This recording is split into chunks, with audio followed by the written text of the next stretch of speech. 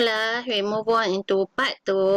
So the relationship between the temperature of planet and the sun. So the further the planet from the sun, the colder the planet will be. Jadi kita tahu lagi jauh jarak daripada matahari, lagi sejuk planet tu akan terjadi. Suhu dia akan jadi lagi sejuk.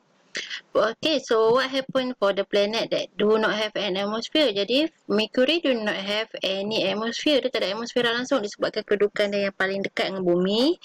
So, bila tak ada atmosfera, sunlight that directly reach its surface will cause the area that face the sun to be extremely hot, more than 427 degrees Celsius. The darker area is extremely cold and its temperature can drop to negative 173 degrees Celsius. Jadi kalau tengok, kawasan yang menghadap matahari tu dia akan jadi sangat panas sebabkan tak ada atmosfera yang menghalang dia. Manakala kawasan yang tak bahagian gelap tu pula dia akan jadi sangat sejuk.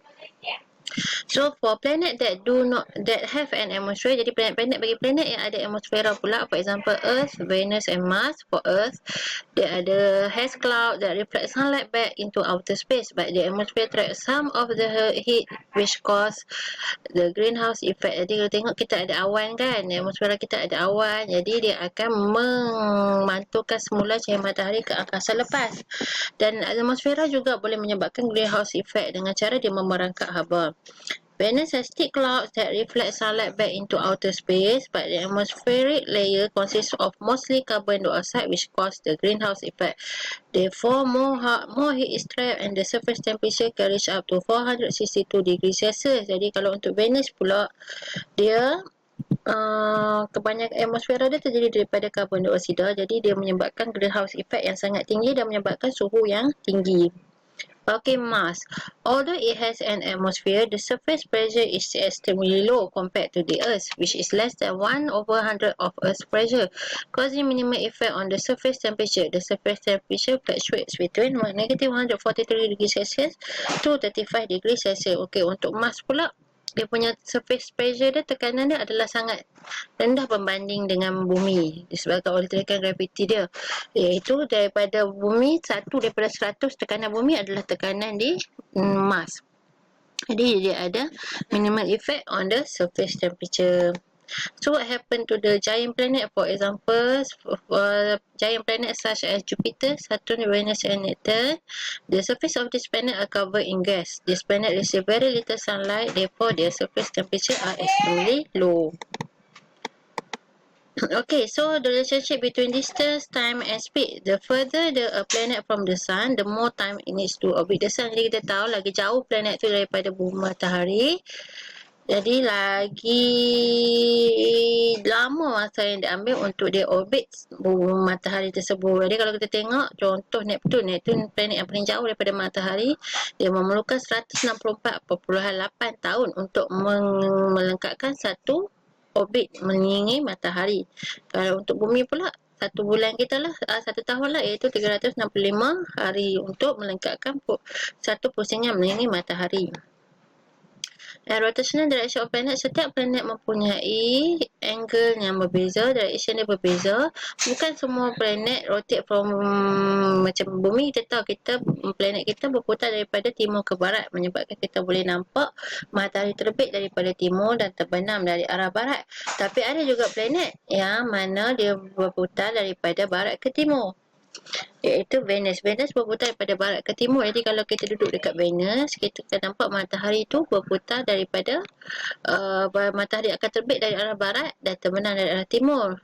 Dan manakala Uranus pula, tengok Uranus, dia berputar macam ni, rotates on its side, berputar pusingan macam ni. So setiap planet ada kriteria dia yang berbeza. Allah ciptakan menarik kan, tentu.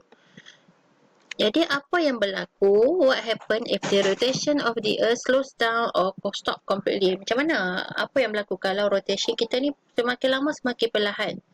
Jadi bila semakin lama semakin perlahan, kita akan, bila awak tengok bayangkan bumi ni berputar makin lama makin slow je. Jadi bahagian yang menghadap matahari ni akan jadi lagi lama. Jadi siang akan jadi lebih lama dan malam juga akan jadi lebih lama. Sebabkan perbezaan pusingan tu, dia punya nak berputar tu akan jadi lambat. Jadi siang lebih lama, malam akan jadi lebih lama. Okay, more desert areas in parts on earth that face the sun. Sebabkan dia menghadap matahari lebih lama, dia boleh menyebabkan padang pasir berlaku. Change in high and low tides and temperature will drop in areas of the earth that do not receive sunlight. Okay, so now we move on into natural satellite. So what is natural satellite? Natural satellite are objects that move around planets on their own orbit. Jadi for Earth, we have only one moon, and the moon is the natural satellite of the Earth. And how would the condition appearance of the earth be from the moon? Jadi kalau tahu, bumi kan lagi besar pada matahari. Kalau kita daripada bumi, kita tengok matahari, kita nampak bulan tu kecil je. Jadi macam mana kalau kita duduk dekat bulan? Bila kita duduk kat bulan, kita akan nampak matahari tu, kita akan nampak bumi sangat besar. Disebabkan oleh saiz bumi adalah 4 kali lebih besar daripada bulan. The earth is 4 times bigger than the moon. Okay, so the earth as a planet for living thing. Jadi kita tahu bumi adalah salah satu-satunya planet untuk manusia hidup, yang boleh hidupan hidup. Jadi kita kena jaga planet kita sebaiknya. Sebab the earth can support life because of few factors such as presence of water, mineral, its temperature and atmospheric content. Jadi semua ni membolehkan kita hidup di atas muka bumi kita ni. Okay, jadi human life relies heavily on resources from water and earth, including to get food, manufacturing material and to generate energy. The increase in human population has caused rapid exploration of the seas and land. Jadi kalau kita tengok, cukup ke kita punya natural resources ni untuk menampung keperluan manusia? Jadi untuk measure the ability of water and land to provide the basic need human, we have one measurement which is called ecological footprint. So ecological footprint is the ratio measurement for 6 areas which are carbon dioxide, waste treatment areas, construction areas, forests, agricultural areas, farming areas and fishing areas. If the ecological footprint exceeds the ability of the earth to renew its resources, the earth will deplete of all its resources. And the ecological footprint is different between countries. Jadi kalau kita tengok ecological footprint ni, dia bentuk macam ni. Bentuk tapak kaki. Jadi bila tapak kaki kita ni kecil, for example in years 1961, tengok tapak kaki kita ni kecil saja. Jadi kita tahu kita punya bumi kita, resource untuk bumi kita masih cukup untuk menampung keperluan kita. In 1985, kita punya tapak kaki ni, ecological footprint ni sama saiz dengan bumi. Bila dia sama saiz dengan bumi, maksudnya kita punya resources ni cukup-cukup je untuk keperluan manusia.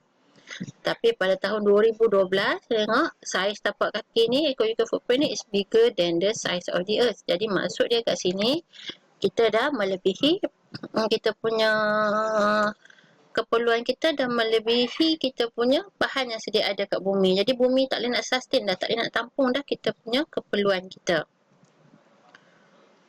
Okay, that's all for chapter 12. So I hope you can do more research on this topic as it is an interesting topic. Thank you.